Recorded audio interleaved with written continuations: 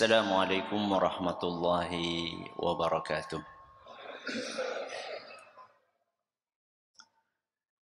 Alhamdulillahi wa kafa, wassalatu wassalamu ala rasulihil mustafa wa ala alihi wa sahbihi wa man iktafa, amma ba'd. Kita panjatkan puja dan puji syukur kehadirat Allah subhanahu wa ta'ala.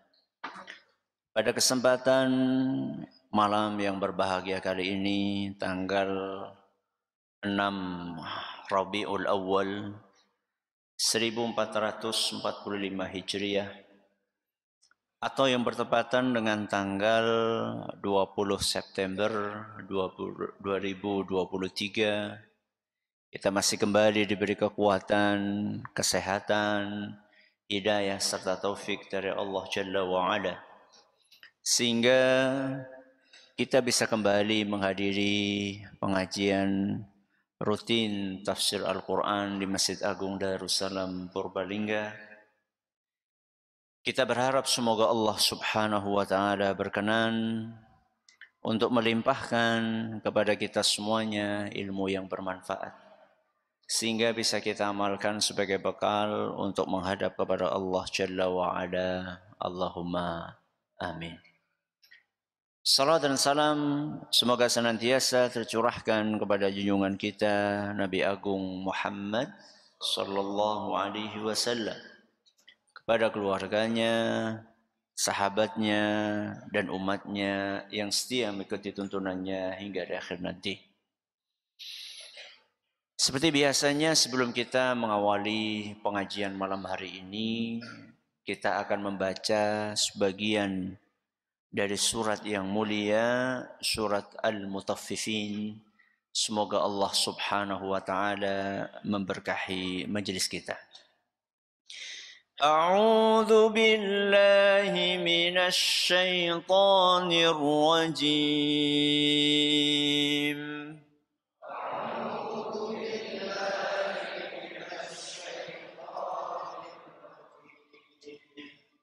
Kalla inna kitabal abrari lafi illiyin.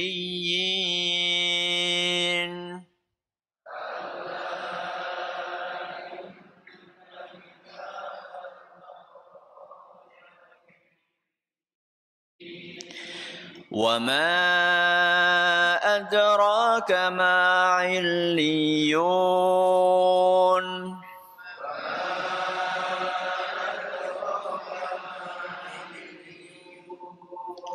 كتاب مرقوم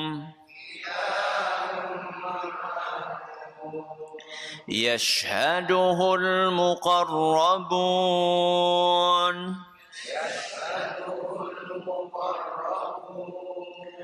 إن الأبرار لفي نعيم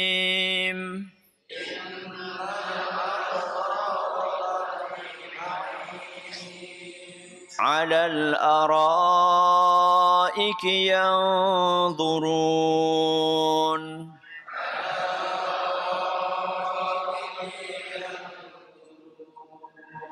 تعرف في وجوههم نضرة النعيم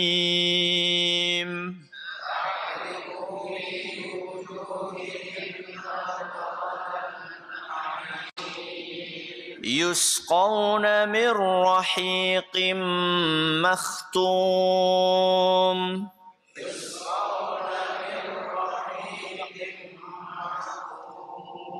ختامه مسك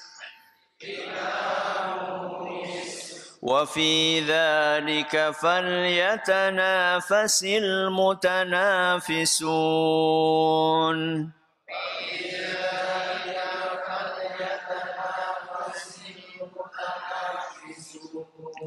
ومزاجه من تسنيم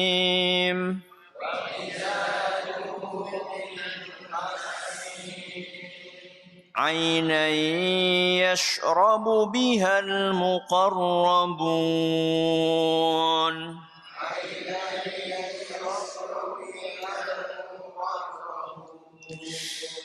Para hadirin dan hadirat sekalian, dan juga segenap pendengar serta pemirsa rahimani wa rahimakumullah.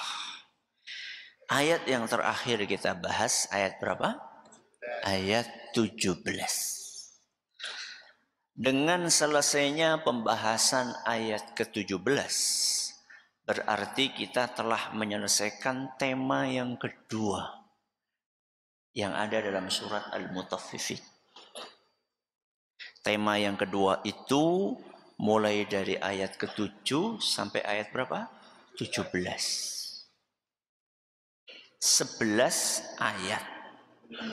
Itu membahas tentang ancaman kepada orang-orang kafir. Ancaman bagi orang-orang kafir yang tidak percaya dengan adanya hari kiamat dan menolak Al-Quran.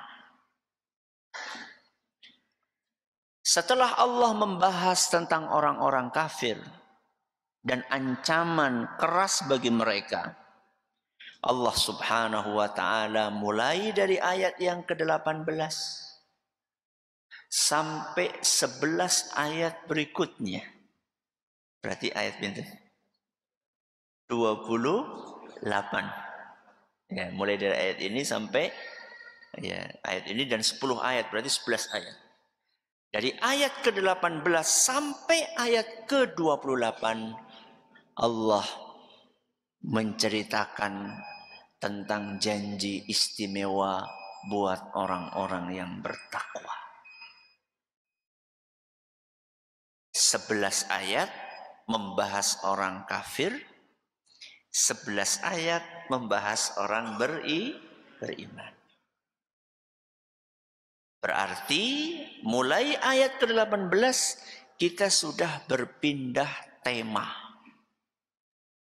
Tema yang ketiga yang ada dalam surat Al-Mutaffifin.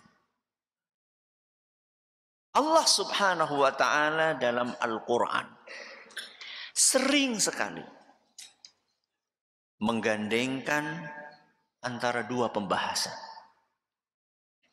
Yang pertama pembahasan tentang orang-orang kafir. Yang kedua pembahasan tentang orang-orang yang beriman. Yang pertama pembahasan tentang neraka. Yang kedua pembahasan tentang apa?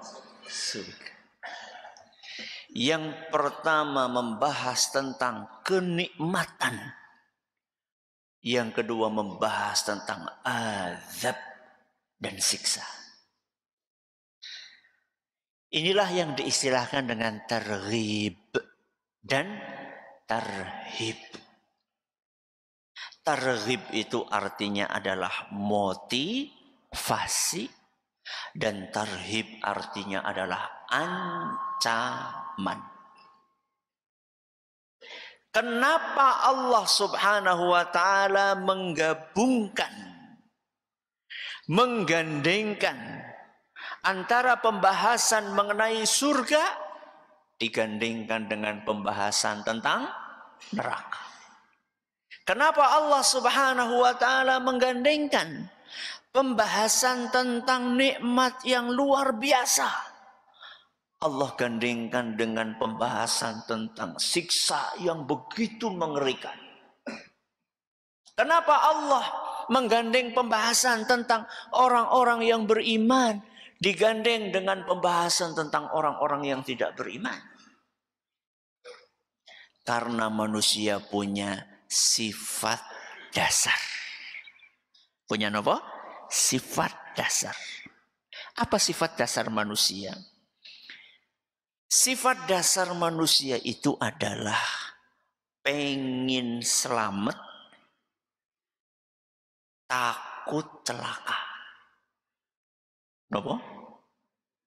Pengen selamat, takut celaka. Pengen bahagia, takut sengsara. Menyukai kebaikan dan membenci keburukan. Itu sifat dasar sinten? Manusia. Manusia dewasa atau anak kecil juga? Semua. Kuwi jenengane gawan bayi. Kalau jenengan nggak percaya kita itu menyukai kebaikan dan membenci keburukan, jenengan berdiri di hadapan bayi. Napa? Bayi. Terus jenengan pendelik. Apa? Pendelik. Kalau perlu sambil ngangkat napa? Suara. Apa yang terjadi? Nangis. Tapi kalau jenengan datang ke bayi, terus jenengan apa? Senyum. Sayang. Sambil ngomong apa? Kalimat yang lembut. Apa respon bayi itu? Senyum. Saya tanya sama jenengan. Sing marai bayi, cemberut itu jelek. Senyum itu baik. Sapa? Ramane? Apa biunge? Tidak ada. Itu sifat bawaan manusia. Fitrah. Karena manusia itu diciptakan Allah punya sifat bawaan seperti ini. Pengen selamat, takut celaka. Pengen bahagia, takut sengsara. Suka kebaikan, membenci keburukan. Oleh Allah Subhanahu wa ta'ala, sifat dasar ini dimanfaatkan, dibimbing, diarahkan supaya sifat dasar ini bisa mengantarkan seseorang kepada kebahagiaan yang abadi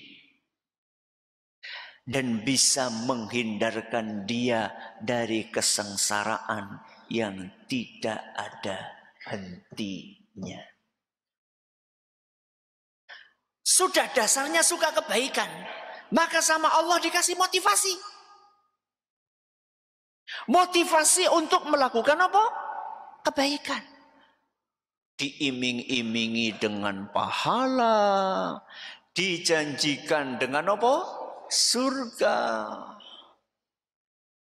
Sehingga sifat dasar ini, modal dasar yang ada di dalam hati manusia ini, sama Allah dibimbing, dimanfaatkan, diarahkan. Ini loh, kamu kan pengen bahagia, ini jalannya.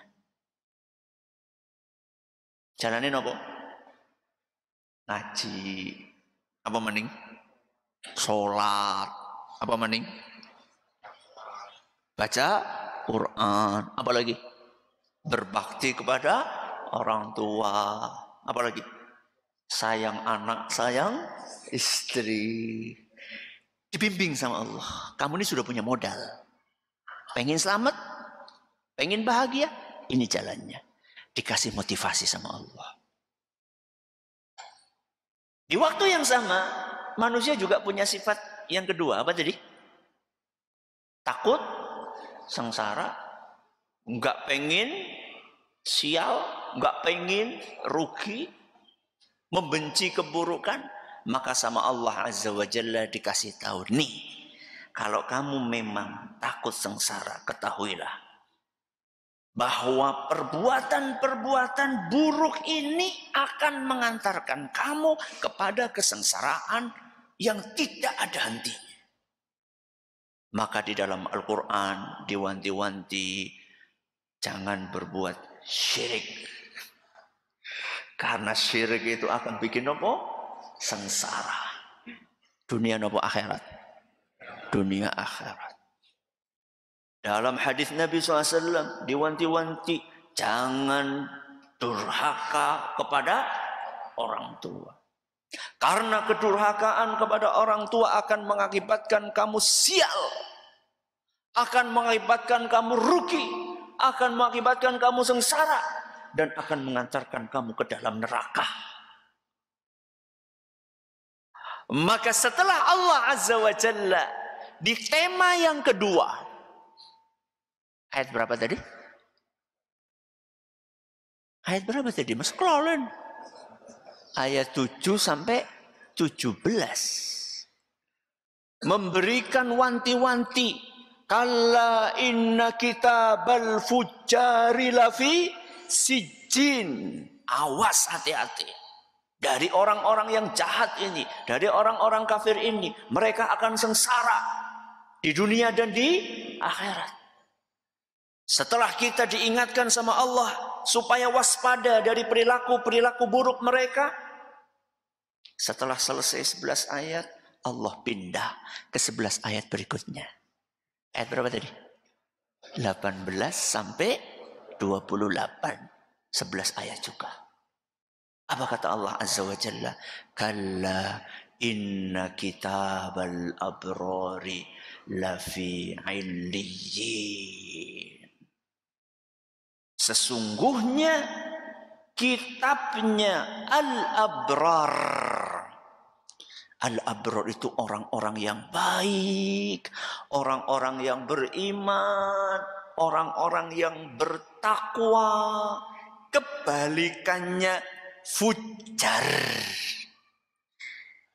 Kalla inna kitabal fujari lafi sijjin. Orang-orang fujar adalah orang-orang jahat, orang-orang kafir, orang-orang yang tidak beriman, orang yang perilakunya buruk. Allah Azza wa Jalla kasih perbandingan. Nih, kalau misalnya orang-orang itu tidak mau beriman, orang-orang tersebut tetap mempertahankan kekufurannya, dia selalu melakukan kejahatan, maka mereka lafi sijjin. Mereka berada di tempat yang rendah, serendah-rendahnya. Karena mereka adalah manusia-manusia yang hina. Sebaliknya sinten? Al-abrar.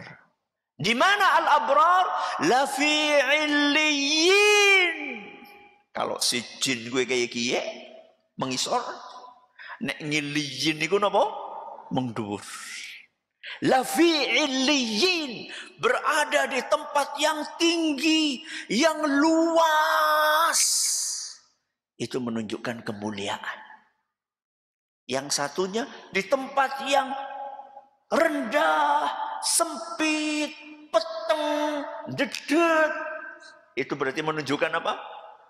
Kehinaan. Milih kemuliaan, napa kehinaan? Orang yang masih normal. Normal apa nek? Hah? Apa tadi? Normal fitrahnya. Dia akan menginginkan kemuliaan. Dan menghindarkan dirinya dari kehinaan. Berarti kalau itu manusia yang normal, berarti ada nggak yang tidak normal? Ada nggak? Ada. Ada orang yang normal. Kalau manusia normal itu sukanya bau wangi apa bau busuk? Wangi atau busuk? Wangi. Berumah tangga dengan pasangan yang sah, gue wangi apa busuk? Hah? Wangi, yang sah, yang sah. Wangi atau buruk? Wangi atau busuk? Wah, selingkuh. Kenapa? Selingkuh. Gonta-ganti pasangan tanpa pernikahan. Itu wangi apa busuk? Busuk. Ada nggak orang yang lebih suka gonta-ganti pasangan tanpa pernikahan dibandingkan menikah sah resmi? Ada nggak orang yang lebih suka yang itu tuh? Ada nggak? Ada. Kok bisa? Nggak normal.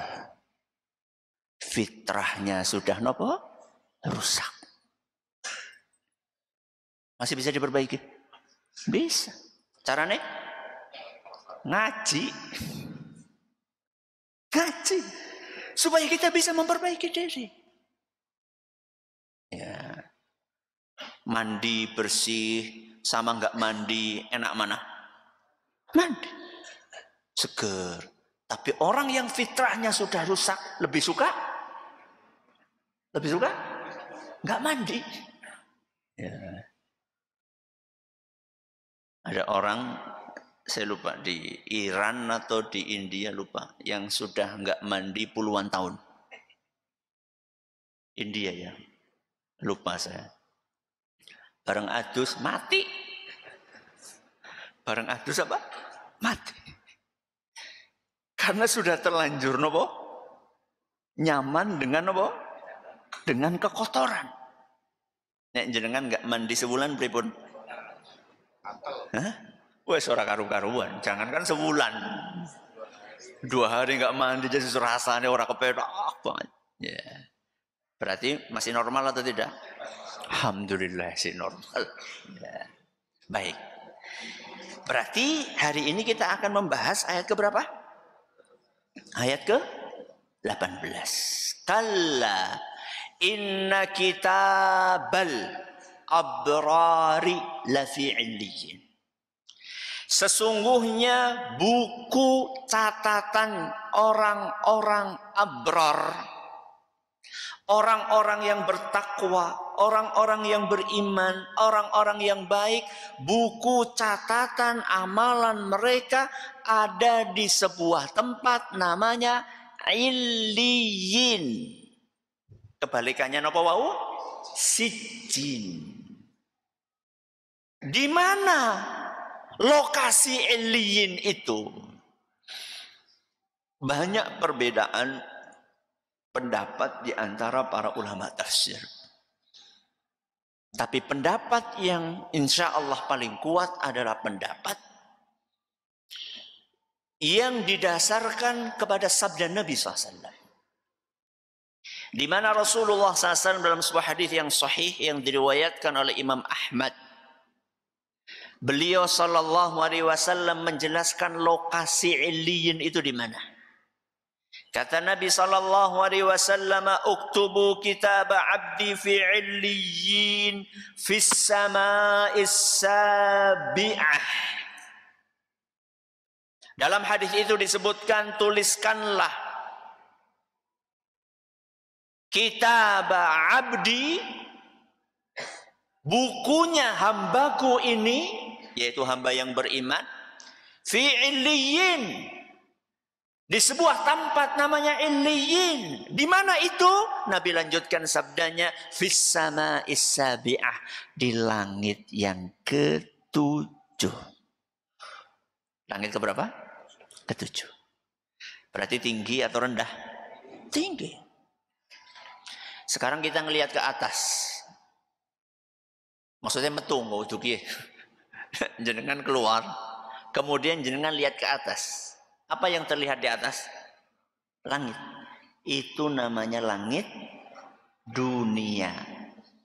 Langit lapis pertama.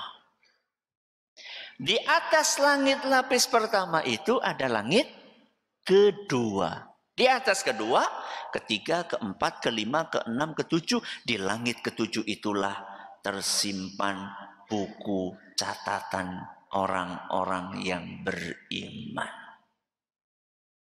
Kenapa ditaruh di dalam tempat yang sangat tinggi? Karena perbuatan-perbuatan mereka mulia. Orang-orang kafir kenapa diletakkan buku catatan amalannya di tempat yang sangat rendah, di sijjin? Karena perbuatan-perbuatan mereka hina, sehingga cocoknya ditaruh di tempat yang rendah, serendah-rendahnya. Kalla inna kitabal abrar. Kitab, buku catatan amal. Sebelum kita beramal atau setelah kita beramal? Hah? Sebelum kita beramal, sudah ada catatan itu. Allah Azza wa Jalla di dalam Lauhul Mahfuz Teng pundi? Di dalam Lauhul Mahfuz. Sudah menentukan apa yang akan kita perbuat selama kita hidup di dunia. Yang akan kita perbuat, apakah perbuatan-perbuatan yang baik ataukah perbuatan-perbuatan yang buruk? Sudah ditulis semua. Kemudian oleh Allah Azza wa Jalla orang-orang yang beriman ini diletakkan buku catatannya di dalam tempat namanya apa? Illiyin, sebagai bentuk pemuliaan Allah bagi orang-orang itu.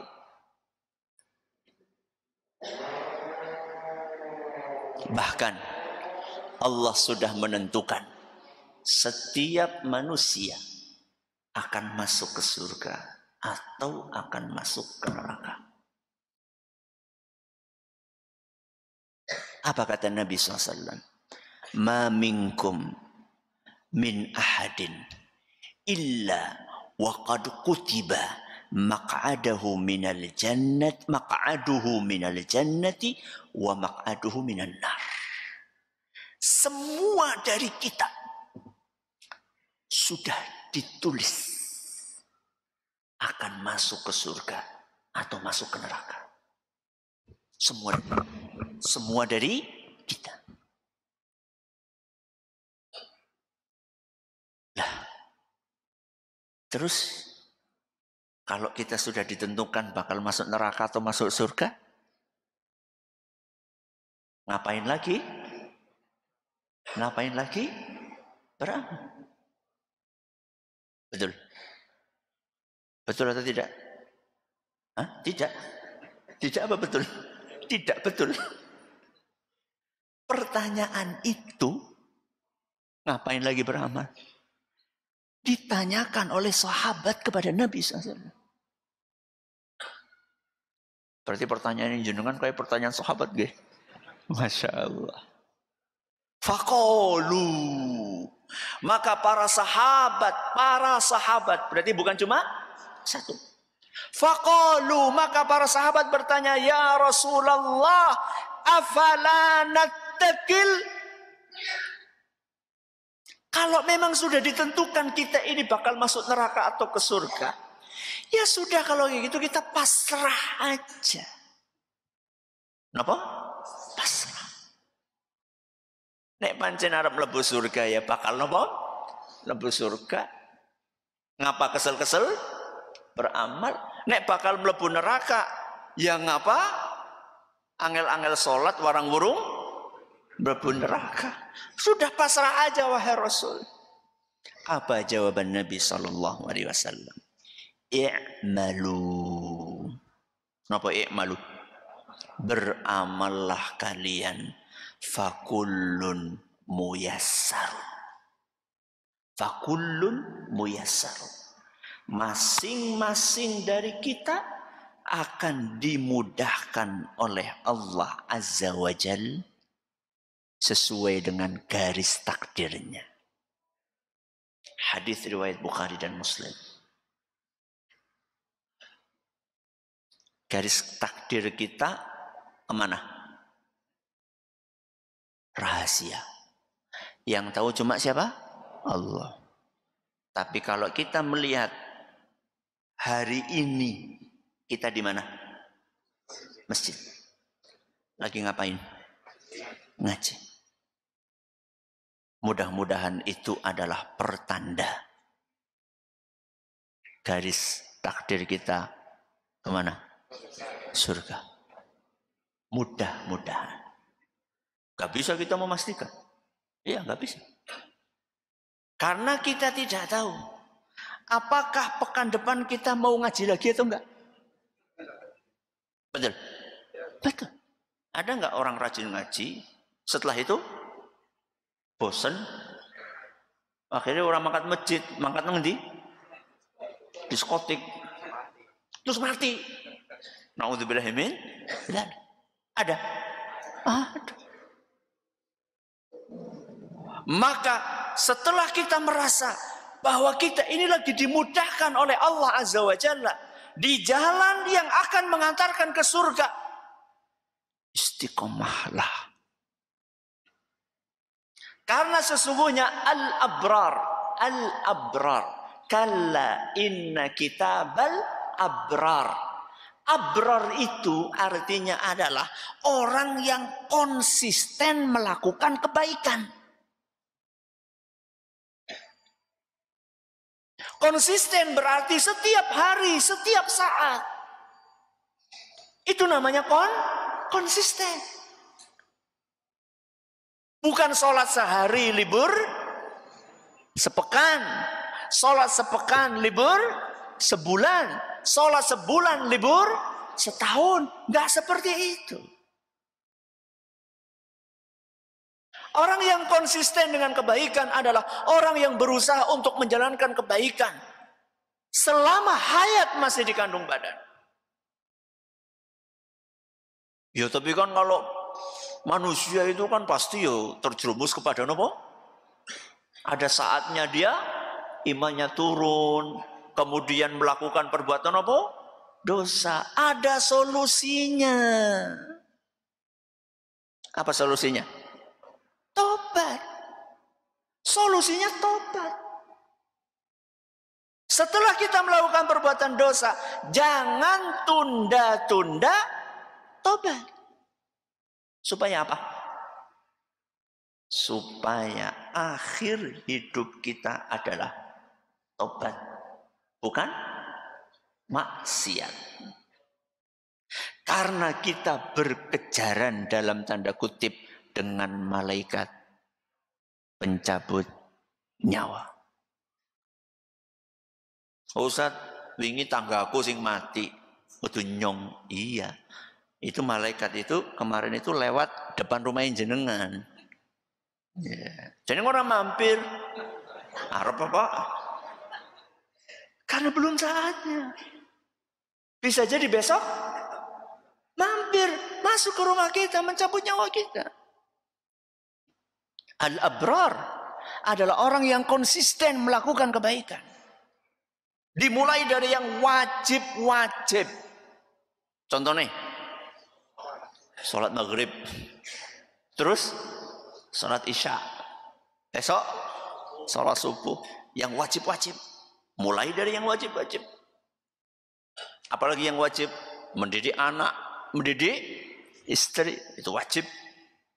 Anak berbakti kepada siapa? Orang tuanya. Mulai dari yang wajib-wajib. Yang punya harta banyak, jangan lupa zakat hartanya dikeluarkan. Itu wajib. Wajib berzakat. Setelah yang wajib-wajib ini kita jalankan, kita masih pengen beramal, lanjutkan dengan yang sunnah-sunnah. Setelah sholat fardu ada sholat sunnah, namanya sunnah ba'diyah. Sebelum sholat fardu ada sholat sunnah, namanya sholat qobliyah. Ustaz, saya kalau subuhan itu kan jam 4:30 ya kira-kira ya. Saya jam 4 itu sudah bangun Ustaz. Arab ngapa ya? Ada sholat sunnah, namanya sholat tahajud. Ustaz, saya itu kalau habis subuh nunggu zuhur gue suwe banget. Pengen apa? Sholat maning. Ada sholat namanya sholat duha. Setelah yang wajib-wajib ini kita konsisteni, kita istiqomahi, kita tambahi dengan yang sunnah. Ustaz, kalau zakat itu Ustaz ya, kan setahun sekali, itu kelamaan Ustaz. Saya pengennya itu tiap hari. Ada namanya sodakoh. Ya, sodakoh buat masjid, sodakoh buat pesantren, mau kerja bakti. Saya nggak katakan itu wajib, sunnah. Ya, sunnah. Tapi aja lah sunnah iki. Ya, jangan. Innal abrara, inna kitabal abrari lafi naba? Lafi illiyin. Kebalikannya, inna kitabal fujjari lafi sijjin. miskin. Ini yang bisa kita pelajari pada malam hari ini. Semoga apa yang kita pelajari bermanfaat bagi kita semuanya. Terima kasih atas perhatiannya. Mohon maaf atas segala kekurangannya. Kita akhir dengan doa kafaratul majlis. Subhanakallahumma wa bihamdika asyhadu an la ilaha illa anta astaghfiruka wa atubu ilaik. Assalamualaikum warahmatullahi wabarakatuh.